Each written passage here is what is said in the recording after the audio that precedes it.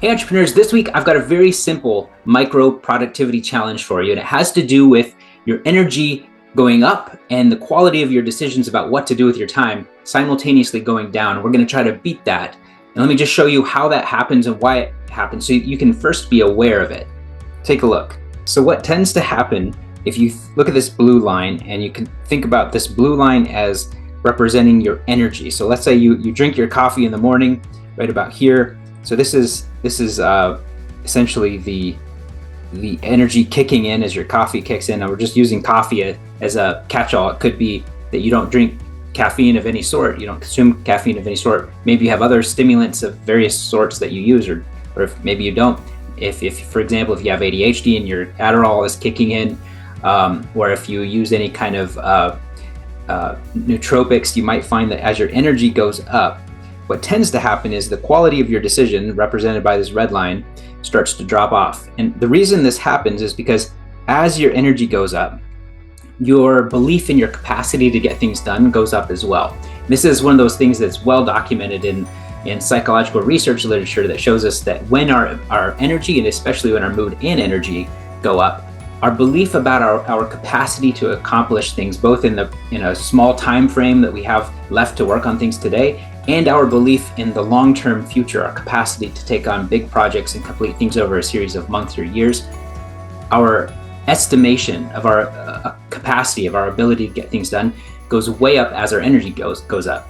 And why is that a problem? Well, for an entrepreneur who has no boss, who sits down and suddenly has this jolt of energy, your estimation of what you can get done goes up, but the amount of things you actually have on your plate that are important, those things that you've committed to, that you said, these are my goals and I need to actually make real life progress towards those, they tend to get set aside because you think, I've got time, I'm going to do a little bit of crypto investing and make a couple extra thousands a day on top of all the things that I had on my to-do list. Or you think, you know what, I'm going to start a new system real quick here before I finish the maintenance tasks that I have to get done this week. And so what happens is you tend to displace the maintenance tasks, the things that maintain the cash flow that you've succeeded at building up through your business, with new ideas. And you tend to take your new ideas, your projects, your progress goals, that the things you've said, these are the most important needle moving activities, and you tend to even set those aside in favor of even more cool ideas, or what you might call feature creep, if we were to translate this over to the SaaS world, where you say, you know what, this feature is pretty cool, this system I'm building is cool, but let's add these extra features. And as a result, you don't get done the MVP, the minimum viable product version of what you need to roll out and launch, and have that rolling snowball of cash flow effect that I try to get entrepreneurs to achieve through that one goal to money concept that I'm always talking to you guys about. That simple idea that if you can just finish one thing, bring it to a point where it's either has increased the efficiency of your business operations, you yourself or your team or your whole functioning, or it increases the cash flow coming into your company week after week or month after month. Those things allow you to increase your productivity, because now that cash flow can be turned into man hours or systems or purchasing templates or bringing in expert consultants that can shorten the learning curve. All of those things that we need cash for, they never happen if you keep splitting your attention over and over again until it's split so many ways that you're making progress, but it's so incremental, it's barely detectable. And we want to avoid that. And this is one of the ways we can do that, is by being aware of this strange curve.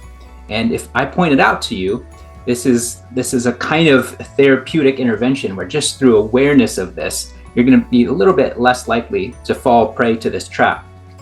But I want you to take it a step further than that.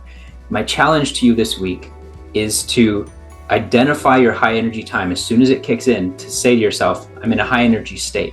That's going to cause me to be tempted to go and start spending my energy on things that were not the pre-established priorities for the day. If I can race through and finish my priorities for today, those things that I, in a sober mental state, I have carefully written out and done some sort of drag and drop prioritization, whether that's time boxing or just taking a list that you have to get done, and making sure that you drag to the top the things that would have the highest consequence, both good consequences or bad consequences, if that thing was never to be finished today. And you start at the top of that list, work your way through. If you finish all that, then give yourself permission to go and spend that extra energy. But what tends to happen is your energy will start to taper off right about the time you're finishing the tasks you need to do. Maybe you have a little bit of energy left, and use that to plan time to exercise your creative muscle, right? We don't want you to always just do the bare minimum. We do want you to sometimes have days set aside, preferably days that are for long-term planning, for thinking, the days where your creativity gets to come out and you can think more about what could I add to this, instead of just being the person that's executing on the pre-established plans. But we want that to be a conscious decision to set aside a Saturday or a Thursday morning for that kind of purpose. So that's your challenge for this week. I'll talk to you again next week, hopefully when you're in a high energy state and ready to absorb whatever ideas I throw at you next.